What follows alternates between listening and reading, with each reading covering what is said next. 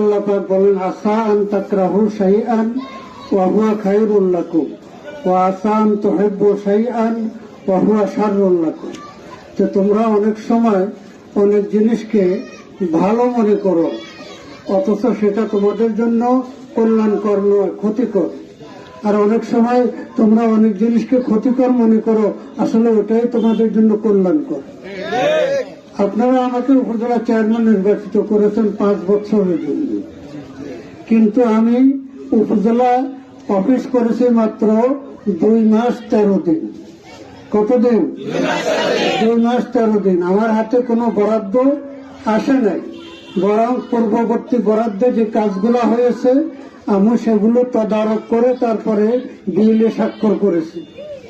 তো আল্লাহ পাক রব্বুল আলামিন হয়তো আমাকে দিয়ে আরো বড় কাজ নেবেন ইনশাআল্লাহ। আমি আমার নির্বাচন, এই নির্বাচন গতানুগতিক নির্বাচন নয়, এটাকে আমি জীবনের সবচেয়ে বড় ইবাদত মনে করি। এই শেষ বয়সে জানি না হায়াত কতটুকু আছে, আমার বাকি জীবন আপনাদের খেদমতে কাটাবার জন্য আমি আল্লাহ পাকের কাছে দোয়া করতেছি।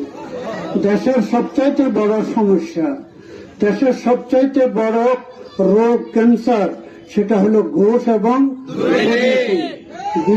বিগত সরকারের পরিকল্পনা মন্ত্রী বলেছিল যে আমরা 100 টাকা পাঠাইলে 10 টাকা গ্রামে পৌঁছে 90 ভাগ লুট হয়ে যায়। কত ভাগ লুট হয়? 90 ভাগ লুট হয়।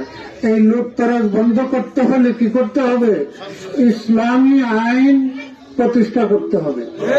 বেশি আইন লাগবে না, শুধু একটা আইন প্রতিষ্ঠা যদি করা হয়, কোরআনে কারিমে আল্লাহ তাআলা বলছেন আস-সারিকু ওয়াস-সারিকাতু ফাকতাউ আইদিয়াহুমা, যে চুরি করবে সে পুরুষ হোক অথবা মহিলা হোক, সে নেতা হোক অথবা নেত্রী হোক, তার হাত কেটে দাও।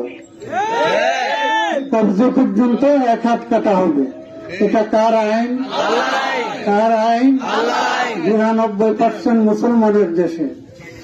আজ পর্যন্ত ঘুষ দুর্নীতি বন্ধ তো দূরের কথা,